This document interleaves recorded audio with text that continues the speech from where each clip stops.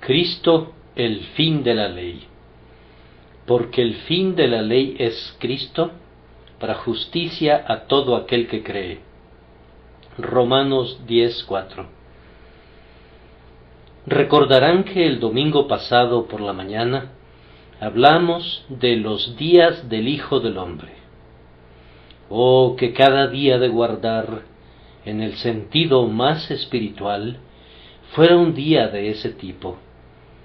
Yo espero que nos esforzaremos por hacer de cada día del Señor, conforme lleguen, un día del Señor en que pensemos mucho en Jesús, en que nos regocijemos mucho en Él, en que trabajemos para Él, y en que de manera creciente elevemos una oración importuna, pidiendo que para Él sea la reunión de la gente. Pudiera suceder que ya no pasemos muchos domingos juntos, pues la muerte puede separarnos pronto. Pero mientras seamos capaces de reunirnos como una asamblea cristiana, no hemos de olvidar nunca que la presencia de Cristo es nuestra necesidad primordial, y debemos orar pidiéndola, y debemos suplicar al Señor que nos conceda siempre esa presencia en torrentes de luz, vida y amor. Yo procuro cada vez más solícitamente que cada tiempo de predicación sea un tiempo de salvación de almas. Puedo identificarme profundamente con lo que dijo Pablo. Ciertamente el anhelo de mi corazón y mi oración a Dios por Israel es para salvación. Hemos gozado de una abundante predicación, pero, comparativamente hablando, de muy poca fe en Jesús. Y si no hay fe en Él, ni la ley ni el Evangelio responden a su fin, y nuestra labor es completamente en vano.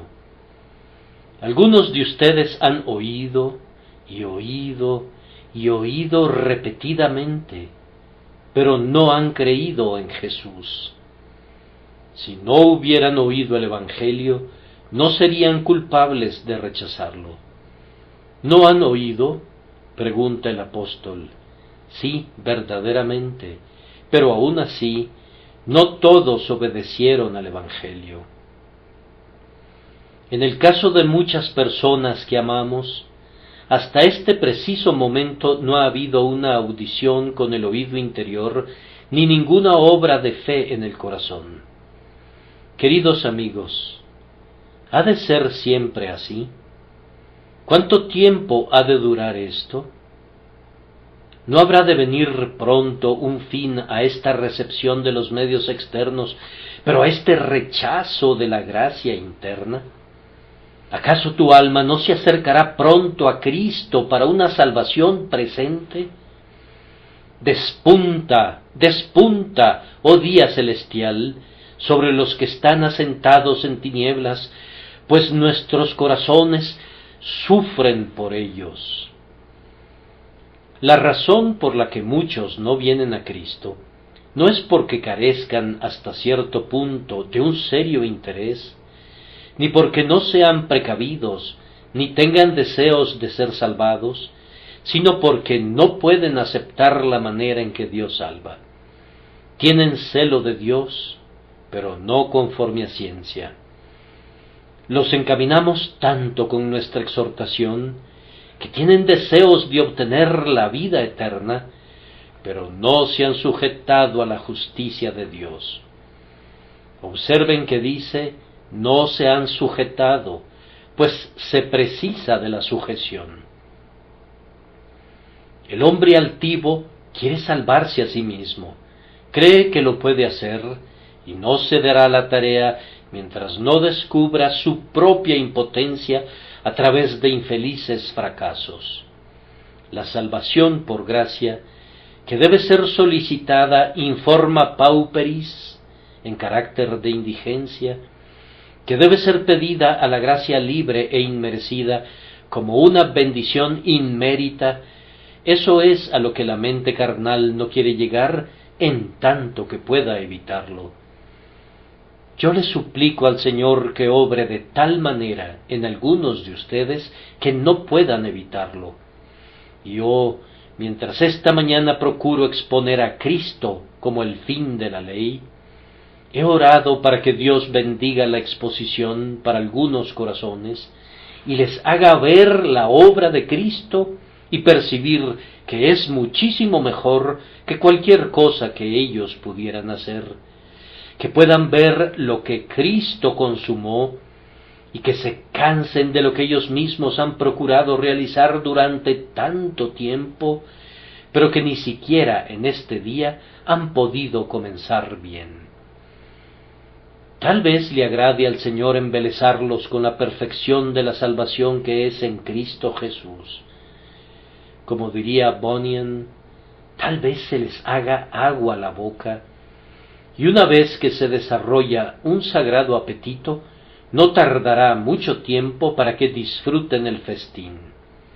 Pudiera ser que cuando vean el traje de brocado de oro que Jesús coloca tan gratuitamente sobre las almas desnudas, se desharán de sus propios trapos de inmundicia que ahora abrazan tan estrechamente. Esta mañana voy a hablar de dos cosas conforme el Espíritu de Dios me ayude, y la primera es Cristo con respecto a la ley. Él es el fin de la ley para justicia. Y en segundo lugar, nosotros mismos con respecto a Cristo. A todo aquel que cree, Cristo es el fin de la ley para justicia. Primero, entonces, veremos a Cristo con respecto a la ley. Como pecadores, lo que más hemos de temer sobre todas las cosas es a la ley, pues el aguijón de la muerte es el pecado y la fuerza del pecado es la ley. La ley lanza contra nosotros llamas devoradoras, pues nos condena y en términos solemnes nos fija un lugar entre los malditos, según está escrito: maldito todo aquel que no permaneciere en todas las cosas escritas en el libro de la ley para hacerlas. Con todo, extraña infatuación, con la misma fascinación con que es atraído el mosquito a la vela que quema sus alas, los hombres vuelan por naturaleza a la ley en busca de salvación y no pueden alejarse de ella. La ley no puede hacer otra cosa que revelar el pecado y pronunciar una condenación sobre el pecador, y sin embargo, no podemos alejar a los hombres de ella, aun cuando les mostremos cuán dulcemente se interpone Jesús entre la ley y ellos. Están tan enamorados de la esperanza legal que se sujetan a ella aun cuando no tienen nada a qué aferrarse. Prefieren el Sinaí al Calvario, aunque el Sinaí no tiene nada para ellos sino truenos y trompetas que advierten del juicio venidero. Oh, que por un tiempo escucharan ávidamente mientras les expongo a Jesús, mi Señor, para que puedan ver a la ley en Él. Ahora, ¿qué tiene que ver nuestro Señor con la ley? Él tiene que ver con la ley en todos sentidos, pues Él es su fin para el más noble propósito, es decir, para justicia. Él es el fin de la ley. ¿Qué significa eso? Me parece que significa tres cosas. Primero, que Cristo es el propósito y objetivo de la ley. En segundo lugar, que Él es el cumplimiento de ella. Y en tercer lugar, que Él es su terminación. Primero, entonces, nuestro Señor Jesucristo es el propósito y objetivo de la ley. La ley fue dada para que nos condujera a Él. La ley es nuestro ayo para llevarnos a Cristo, o más bien nuestro acompañante que nos conduce a la escuela de Jesús. La ley es la gran red en la que son encerrados los peces para que puedan ser extraídos fuera del elemento del pecado. La ley es el viento tormentoso que lleva las almas al puerto de refugio. La ley es el oficial del alguacil que encierra a los hombres en prisión por sus pecados, concluyendo que todos ellos están bajo condenación, con el objeto de que pongan su mirada únicamente en la gracia inmerecida de Dios para liberación. Ese es el objetivo de la ley, vacía para que la gracia pueda llenar y hiere para que la misericordia pueda sanar. La intención de Dios para con nosotros, como hombres caídos, no ha sido jamás que la ley sea considerada como un camino de salvación para nosotros, pues no puede ser jamás un camino de salvación. Si el hombre no hubiese caído nunca, si su naturaleza hubiese permanecido como Dios la hizo, la ley habría sido sobremanera útil para él, para mostrarle el camino en que debería andar, y guardándola habría vivido, pues el que hiciere estas cosas vivirá por ellas. Pero desde que el hombre cayó, el Señor no le ha propuesto nunca un camino de salvación por obras, pues sabe que eso es imposible para una criatura pecadora. La ley ya ha sido quebrantada, y sin importar lo que pudiera hacer el hombre, no puede reparar el daño que ya ha hecho. Por tanto, en lo que respecta a la esperanza de mérito, eso está fuera de toda consideración. La ley exige perfección, pero el hombre ya ha resultado deficiente, y por tanto, aunque hiciera su mejor esfuerzo, no podría cumplir con lo que es absolutamente esencial. La ley tiene por objeto conducir al pecador a la fe en Cristo, mostrándole la imposibilidad de cualquier otro camino. Es el perro negro que sirve para llevar a las ovejas al pastor, es el calor ardiente que lleva al viajero a la sombra del gran peñasco en tierra calurosa. Isaías 32:2. Miren cómo se adapta la ley para eso, pues, primero que nada, le muestra al hombre su pecado. Lean los 10 mandamientos y tiemblen al hacerlo. ¿Quién podría colocar su propio carácter lado a lado con las 2 tablas del precepto divino sin verse convencido de inmediato de que no ha cumplido con la norma? Cuando la ley se hace clara para el alma, es como una luz en un cuarto oscuro que revela el polvo y la suciedad que de otra manera habrían pasado desapercibidos. Es la prueba que detecta la presencia del veneno del pecado en el alma. Yo sin la ley vivía en un tiempo, dijo el apóstol, pero venido el mandamiento, el pecado revivió y yo morí. Nuestra belleza se desvanece por completo cuando la ley sopla sobre ella. Miren los mandamientos, les digo, y recuerden cuán grande amplitud tienen, cuán espirituales son y cuál es su gran alcance. No tocan simplemente el acto externo, sino que se sumergen en el motivo interno y tratan con el corazón, con la mente y con el alma. Hay un significado más profundo en los mandamientos del que pareciera ver en la superficie. Fijen la mirada en sus profundidades y vean cuán terrible es la santidad que exigen. Conforme entiendan lo que la ley exige, percibirán cuán lejos están de cumplirla y cómo abunda el pecado allí donde pensaban que era muy escaso o inexistente. Pensabas que eras rico y que te habías enriquecido y que no necesitabas nada, pero cuando la ley quebrantada te visita, tu bancarrota espiritual y tu total penuria te miran en la cara. Una verdadera balanza descubre un faltante en el peso, y ese es el primer efecto de la ley en la conciencia del hombre.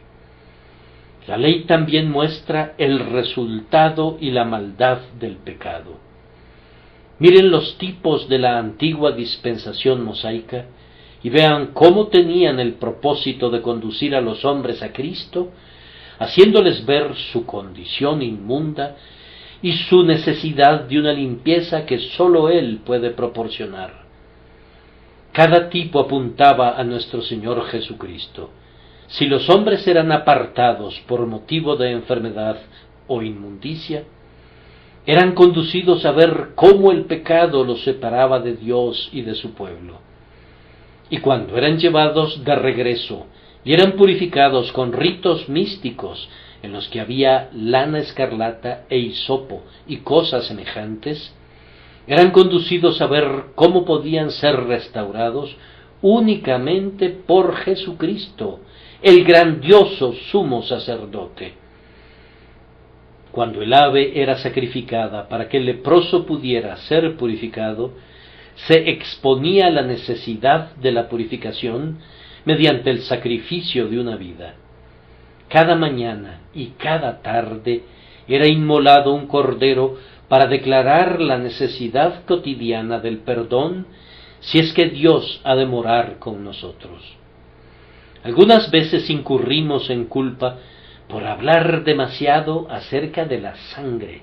Sin embargo, bajo el Antiguo Testamento, la sangre parecía serlo todo, y no sólo se hablaba de ella, sino que era realmente visible a los ojos. ¿Qué nos dice el apóstol en la carta a los Hebreos? De donde ni aun el primer pacto fue instituido sin sangre, porque, habiendo anunciado Moisés todos los mandamientos de la ley a todo el pueblo, tomó la sangre de los becerros y de los machos cabríos, con agua, lana escarlata e hisopo, y roció el mismo libro y también a todo el pueblo, diciendo: Esta es la sangre del pacto que Dios os ha mandado. Y además de esto, roció también con la sangre el tabernáculo y todos los vasos del ministerio. Y casi todo es purificado, según la ley, con sangre, y sin derramamiento de sangre no se hace remisión. La sangre estaba sobre el velo y sobre el altar, sobre las cortinas y sobre el suelo del tabernáculo. Nadie podía evitar ver la sangre. Yo he resuelto que mi ministerio sea del mismo carácter y pretendo rociarlo más y más con la sangre de la expiación. Ahora bien, la abundancia de la sangre en la antigüedad tenía el fin de mostrar claramente que el pecado nos ha contaminado de tal manera que Dios no es accesible sin una expiación. Tenemos que acercarnos por la vía del sacrificio o no podemos acercarnos. Somos tan inaceptables en nosotros mismos que a menos que el Señor nos vea cubiertos con la sangre de Jesús, debe acabar con nosotros. La antigua ley, con sus emblemas y figuras, expone muchas verdades respecto a la personalidad de los hombres y del Salvador que vendría, teniendo por fin en cada uno de ellos predicar a Cristo. Si alguno dejaba de predicarlo, se perdían de la intención y el designio de la ley. Moisés conduce a Josué y la ley termina en Jesús. Volviendo nuestros pensamientos a la ley moral más que a la ley ceremonial, esa ley tenía el fin de enseñar a los hombres su completa impotencia. Les muestra cuán deficientes resultaban ser respecto a lo que deberían ser, y también les muestra, cuando lo consideran cuidadosamente, cuán completamente imposibles para ellos alcanzar la norma. Nadie puede alcanzar por sí mismo la santidad que la ley exige. Amplio sobremanera es tu mandamiento. Si un hombre dice que puede cumplir la ley, es porque no sabe lo que es la ley. Si se imagina que puede llegar al cielo alguna vez, trepando por los trepidantes costados del Sinaí, seguramente no ha podido ver nunca ese monte ardiente en absoluto. Guardar la ley. Ah, hermanos míos, mientras todavía estamos hablando acerca de ella, la estamos quebrantando, mientras estamos pretendiendo que podemos cumplir su letra, estamos violando su espíritu, pues el orgullo quebranta la ley, tanto como la lujuria o el asesinato. ¿Quién hará limpio a lo inmundo? Nadie. ¿Y cómo será limpio el que nace de mujer?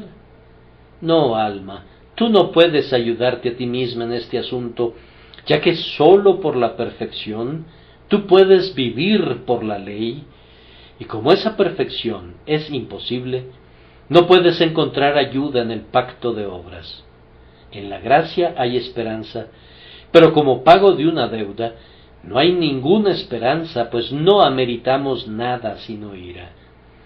La ley nos dice eso, y entre más pronto sepamos que así es, mejor, pues más pronto acudiremos con premura a Cristo. La ley nos muestra también nuestra gran necesidad, nuestra necesidad de limpieza, de una limpieza con el agua y con la sangre. Nos descubre nuestra inmundicia, y esto nos conduce naturalmente a sentir que debemos ser limpiados de ella, si hemos de acercarnos alguna vez a Dios. La ley nos conduce entonces a aceptar a Cristo como la única persona que puede limpiarnos y hacernos aptos para estar dentro del velo en la presencia del Altísimo. La ley, por sí misma, sólo barre y levanta el polvo, pero el Evangelio rocía agua limpia sobre el polvo y todo queda bien aplacado en la habitación del alma. La ley mata, pero el Evangelio hace vivir. La ley desnuda, y entonces Cristo entra y viste al alma de belleza y de gloria. Todos los mandamientos y todos los tipos nos dirigen a Cristo si prestamos atención a su evidente intención. Nos destetan del yo, nos sacan de la falsa base de la justicia propia, y nos conducen a saber que sólo en Cristo se encuentra nuestra ayuda. Entonces, primero que nada, Cristo es el fin de la ley en el sentido de que Él es su gran propósito. Y ahora, en segundo lugar, Él es el cumplimiento de la ley. Es imposible que alguno de nosotros fuera salvo sin justicia. Por una inmutable necesidad, el Dios del cielo y de la tierra exige justicia de todas sus criaturas. Ahora bien, Cristo ha venido a darnos la justicia que la ley exige, pero que nunca confiere. En el capítulo que estamos considerando, leemos acerca de la justicia que es por la fe, que es llamada también la justicia de Dios, y leemos sobre aquellos que no serán avergonzados, porque son justos por creer, porque con el corazón se cree para justicia. Jesús ha hecho lo que la ley no podía hacer. Él provee la justicia que la ley exige, pero que no puede producir. Qué asombrosa justicia ha de ser aquella que es tan amplia y profunda y de tan gran longitud y altura como la ley misma. El mandamiento es sobremanera amplio, pero la justicia de Cristo es tan amplia como el mandamiento y llega hasta sus límites. Cristo no vino para suavizar la ley, o para hacer posible que nuestra agrietada y maltratada obediencia sea aceptada como una suerte de compromiso. La ley no es forzada a rebajar sus términos como si originalmente hubiera exigido demasiado. Es santa y justa y buena, y no ha de ser alterada en una sola jota o tilde, ni podría serlo. Nuestro Señor le da a la ley todo lo que requiere, no una parte, pues eso sería una admisión de que hubiera podido contentarse justamente con menos al principio. La ley reclama completa obediencia sin tacha o mancha o falla o defecto, y Cristo ha traído una justicia como esa y se la da a su pueblo. La ley exige que la justicia sea sin omisión de deber y sin comisión de pecado, y la justicia que Cristo ha traído es precisamente tal que por su causa el grandioso Dios acepta a su pueblo y lo considera como que no tiene ni mancha ni arruga ni cosa semejante. La ley no estará contenta sin una obediencia espiritual, y los simples cumplimientos externos no satisfarían, pero la obediencia de nuestro Señor fue tan profunda como amplia, pues su celo para cumplir la voluntad de aquel que lo envió lo consumía. Él mismo dice: el hacer tu voluntad, Dios mío, me ha agradado, y tu ley está en medio de mi corazón. Él pone esa justicia en todos los creyentes. Por la obediencia de uno, los muchos serán constituidos justos, plenamente justos, perfectos en Cristo. Nos regocijamos usando el costoso manto de hermoso lino blanco que Jesús ha preparado, y sentimos que podemos vestirlo delante de la majestad del cielo sin un trémulo pensamiento. Esto es algo que debemos meditar, queridos amigos. Sólo como justos podemos ser salvos, pero Jesucristo nos hace justos y por tanto somos salvos. El que cree en Él es justo, así como Abraham creyó a Dios y le fue contado por justicia. Ahora pues, ninguna condenación hay para los que están en Cristo Jesús, porque son hechos justos en Cristo. Sí, el Espíritu Santo por boca de Pablo reta a todos los hombres, ángeles y demonios, a que presenten alguna acusación en contra de los elegidos de Dios, puesto que Cristo ha muerto. Oh ley, cuando tú me exiges una perfecta justicia, yo, siendo un creyente, te la presento, pues por medio de Cristo Jesús, la fe me es contada por justicia. La justicia de Cristo es mía, pues yo soy uno con Él por la fe, y este es el nombre con el que Él será llamado: Jehová, justicia nuestra. Jesús ha cumplido así con las exigencias originales de la ley, pero ustedes saben, hermanos, que como nosotros hemos quebrantado la ley, hay otras exigencias. Para la remisión de pecados pasados, se pide ahora algo más que la obediencia presente y futura. Por culpa de nuestros pecados, sobre nosotros ha sido pronunciada la maldición y hemos incurrido en un castigo. Está escrito que Él de ningún modo tendrá por inocente al malvado, y cada transgresión e iniquidad tendrán su justo castigo y su recompensa. Admiremos entonces que el Señor Jesucristo es el fin de la ley en cuanto al castigo. Pensar en esa maldición y en ese castigo es algo terrible. Pero Cristo ha terminado con todo su mal y nos ha exonerado así de todas las consecuencias del pecado. En lo que se refiere a cada creyente, la ley no exige ningún castigo y no pronuncia ninguna maldición. El creyente puede señalar a la gran fianza sobre el madero del Calvario y decir: mira allí, oh ley, allí está la vindicación de la justicia divina que yo te ofrezco. Jesús, que derrama la sangre de su corazón por sus heridas y que muere por mí, es mi respuesta a tus reclamos, y yo sé que seré librado de la ira por medio de Él. Cristo ha cumplido los requerimientos tanto de la ley quebrantada como de la no quebrantada. Tanto las exigencias positivas como las penales son satisfechas en Él. Esa era una labor digna de un Dios, y he aquí, el Dios encarnado lo ha logrado. Él ha terminado con la transgresión, ha puesto un fin a los pecados, ha hecho una reconciliación por la iniquidad y ha traído la justicia eterna. Toda gloria sea a su nombre. Además, no sólo pagó el castigo, sino que al pagarlo, Cristo puso un gran honor especial sobre la ley.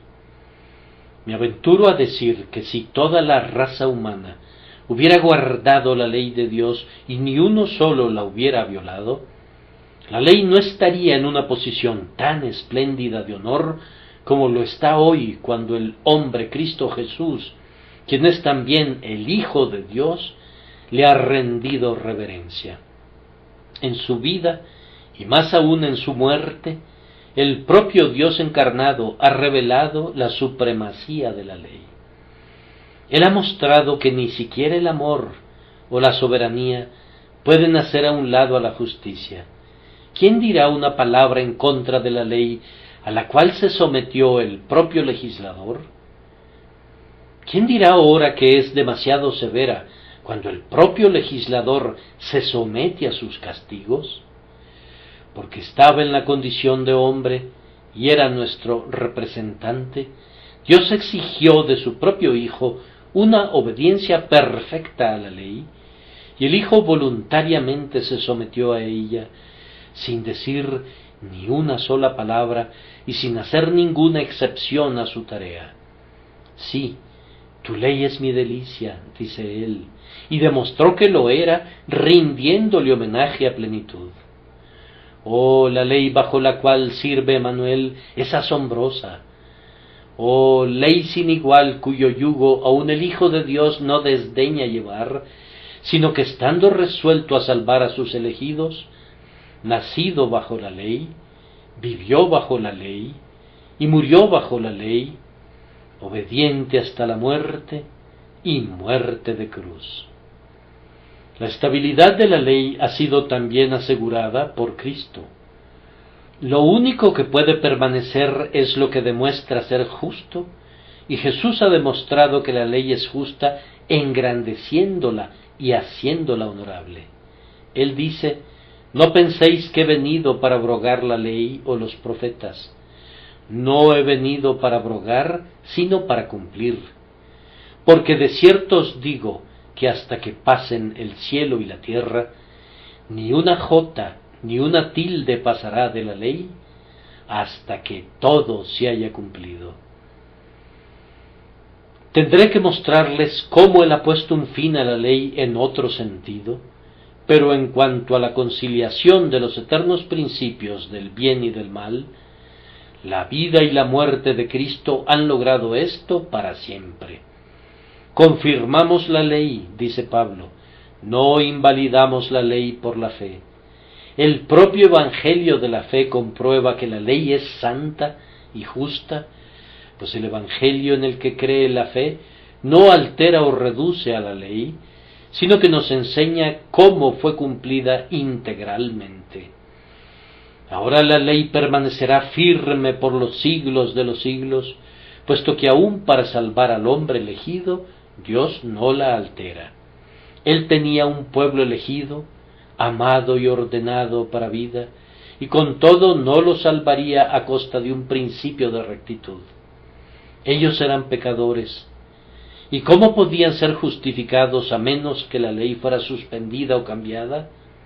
Entonces, ¿fue cambiada la ley?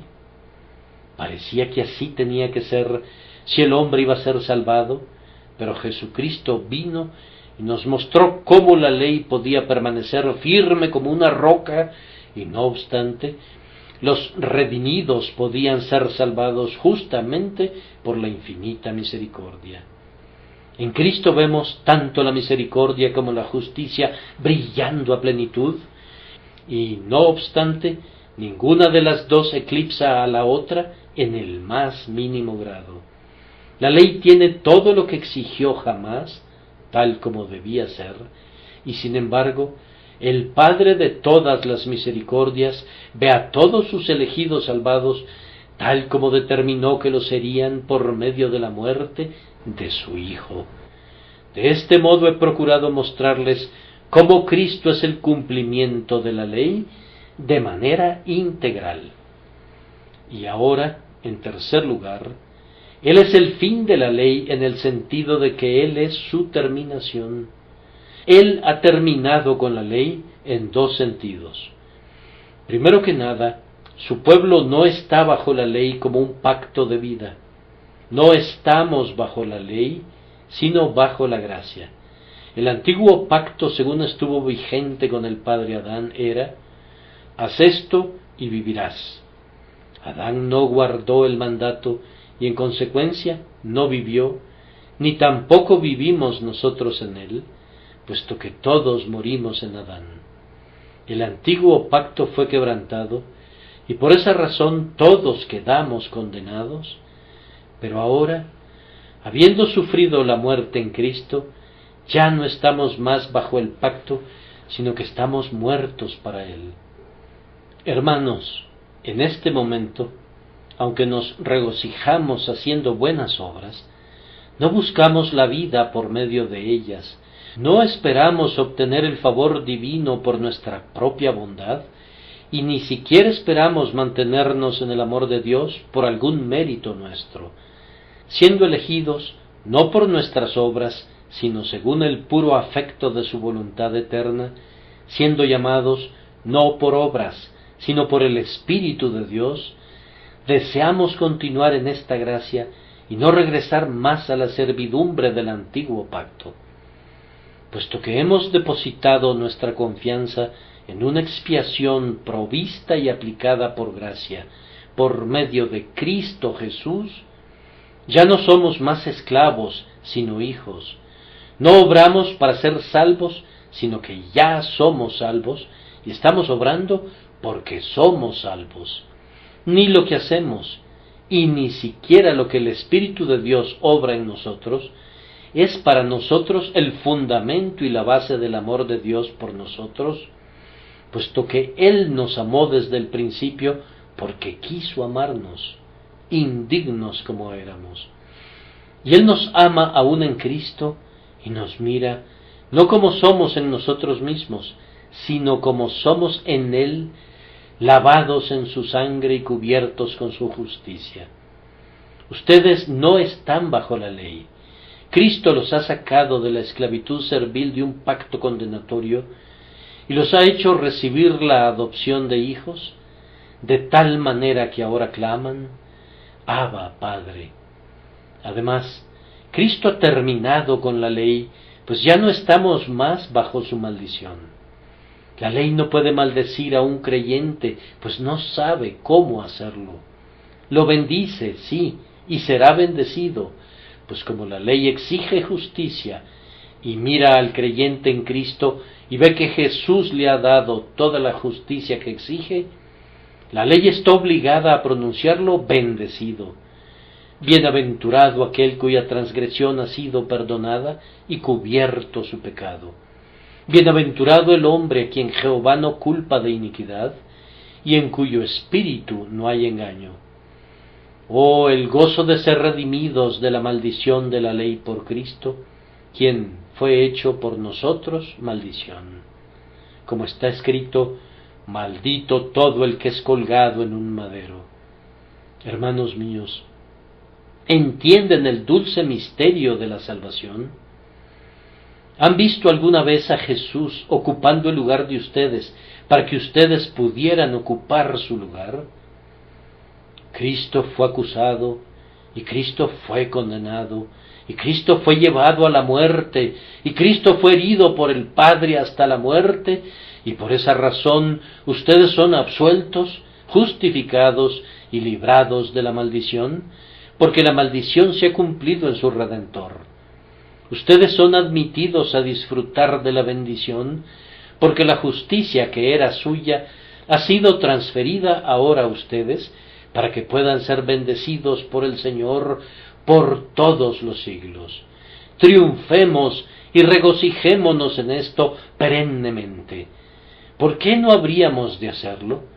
Y sin embargo, algunos miembros del pueblo de Dios se someten a la ley en cuanto a sus sentimientos y comienzan a temer que porque están conscientes del pecado, no son salvos a pesar de que está escrito: Él justifica al impío. En lo que a mí respecta, me encanta vivir cerca de un Salvador del pecador. Si mi condición delante del Señor dependiera de lo que yo soy en mí mismo, y de qué buenas obras y qué justicia pudiera ofrecer, ciertamente yo tendría que condenarme 1000 veces al día. Pero si me aparto de eso y digo, yo he creído en Jesucristo y por tanto la justicia es mía, eso es paz, reposo y el principio del cielo. Cada uno logra esa experiencia, su amor por Jesucristo comienza a arder y uno siente que si el Redentor le ha librado de la maldición de la ley, no continuará en el pecado, sino que se esforzará por vivir una vida nueva. Nosotros no nos pertenecemos, hemos sido comprados por precio y por tanto queremos glorificar a Dios en nuestros cuerpos y en nuestros espíritus que le pertenecen al Señor. Esto basta en cuanto a Cristo con respecto a la ley. Ahora, en segundo lugar, tenemos que vernos a nosotros mismos con respecto a Cristo, pues el fin de la ley es Cristo para justicia a todo aquel que cree. Ahora vean el punto, a todo aquel que cree. Ahí se ubica el énfasis. Vamos, varón, mujer, ¿creen ustedes? No puede hacerse ninguna otra pregunta de mayor peso bajo el cielo. ¿Crees tú en el Hijo de Dios? ¿Y qué es lo que debe creerse? No se trata de aceptar meramente un conjunto de doctrinas y decir que tal y tal credo es tuyo para luego ponerlo sobre el anaquel y olvidarlo. Creer es confiar, depender, descansar en, reposar en. ¿Crees tú que Jesucristo resucitó de los muertos? ¿Crees tú que ocupó el lugar del pecador y que padeció el justo por los injustos?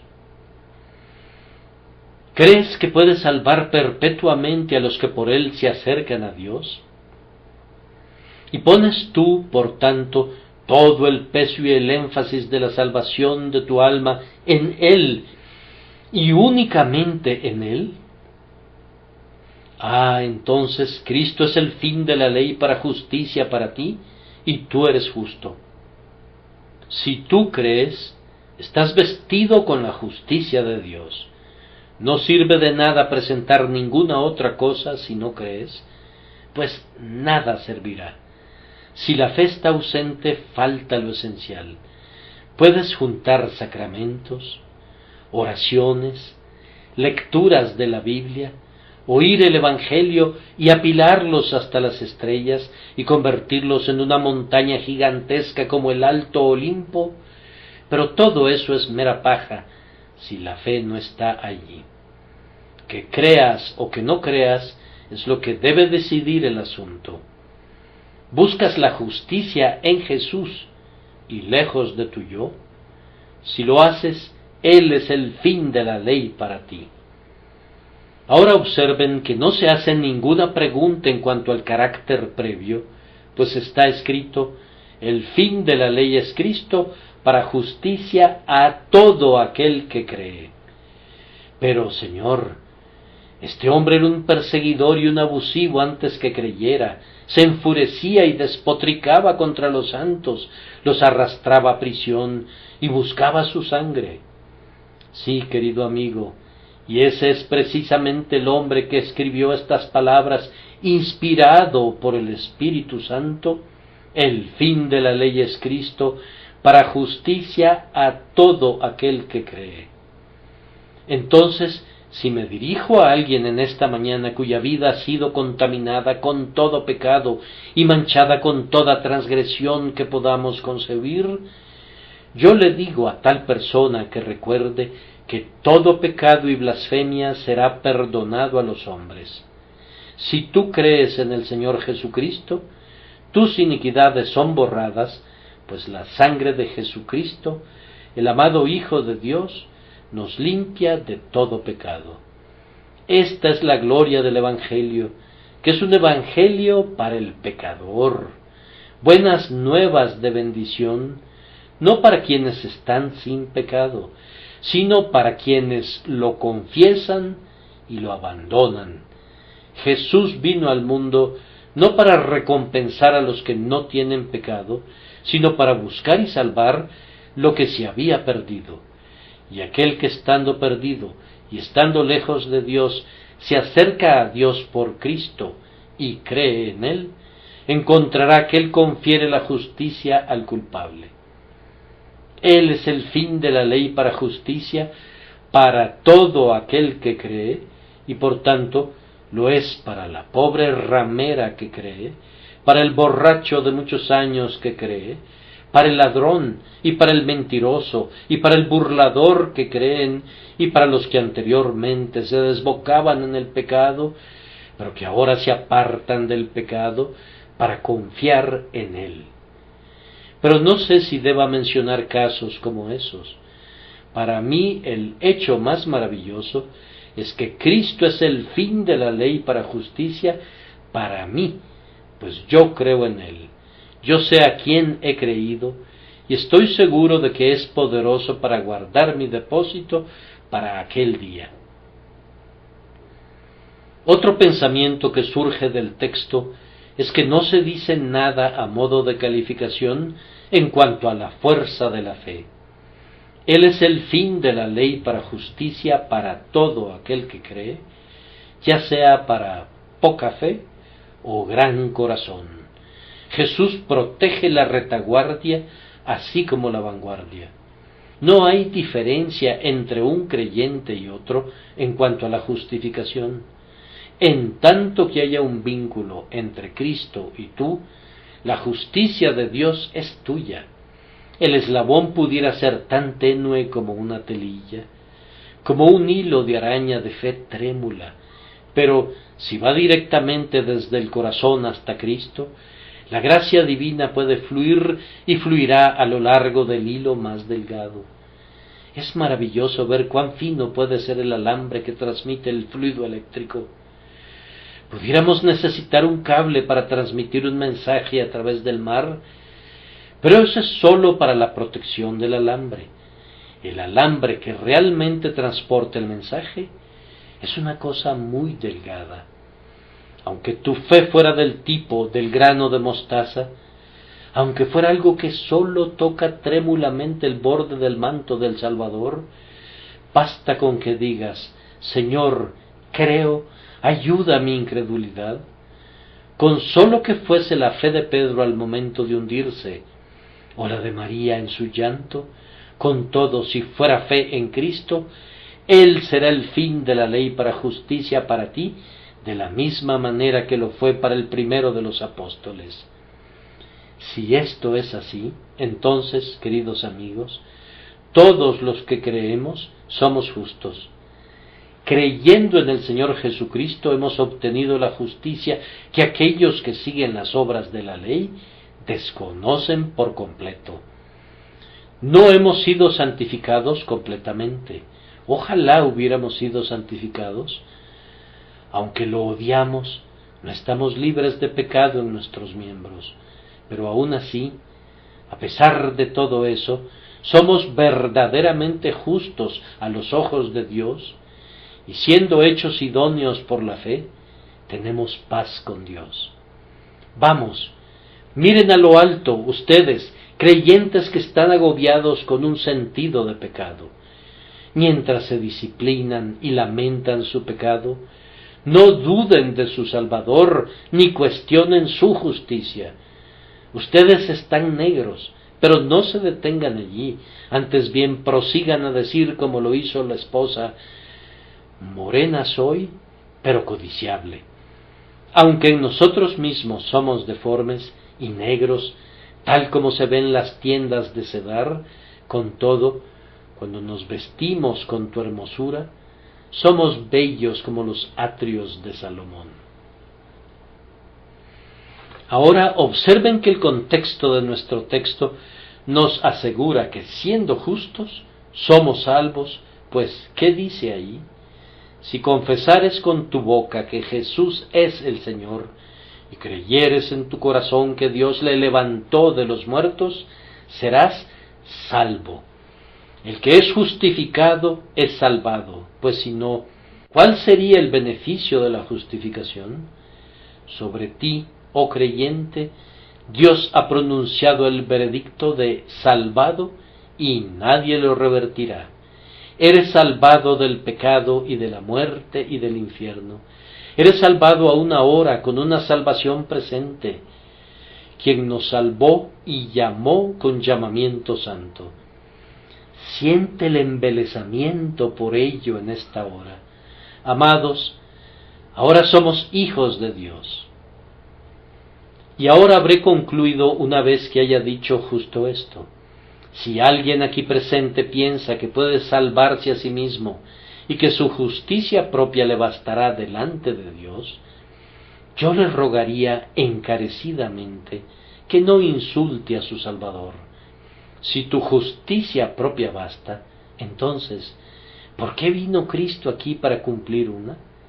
¿Compararás por un instante tu justicia con la justicia de Jesucristo?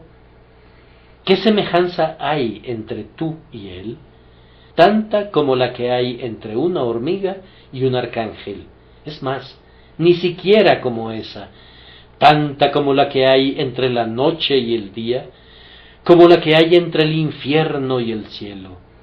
Oh, aunque yo tuviera una justicia propia que nadie pudiera criticar, yo la desecharía voluntariamente para tener la justicia de Cristo, pero como no tengo ninguna justicia propia, en verdad me regocija más tener la de mi Señor. Cuando el señor Whitefield predicó por primera vez a los mineros del carbón en Kingswood, cerca de Bristol, podía ver cuando sus corazones comenzaban a ser tocados gracias a las estrías de color blanco que formaban las lágrimas al descender por sus negras mejillas. Veía que estaban recibiendo el Evangelio y escribió en su diario: como estos pobres mineros del carbón no tenían ninguna justicia propia, se gloriaban en aquel que vino a salvar a los publicanos y a los pecadores. Bien, señor Whitefield, eso es válido en cuanto a los mineros, pero es igualmente válido en cuanto a muchos de nosotros aquí, que tal vez no teníamos negros nuestros rostros, pero teníamos negros los corazones. Podemos decir en verdad que también nos regocijamos al desechar nuestra justicia propia y tenerla por escoria y estiércol para ganar a Cristo y ser hallados en Él. En Él está nuestra única esperanza y nuestra única confianza. Por último, si cualquiera de ustedes rechaza la justicia de Cristo, eso equivale a perecer eternamente, porque no puede ser que Dios los acepte o que acepte su pretendida justicia si han rehusado la justicia real y divina que pone ante ustedes en su Hijo. Si pudieras subir a las puertas del cielo y el ángel te dijera: ¿qué derecho tienes para entrar aquí? Y tú le respondieras: yo tengo mi propia justicia. Entonces, si fueras admitido, eso implicaría que tu justicia es igual a la del propio Emmanuel. ¿Puede suceder eso jamás?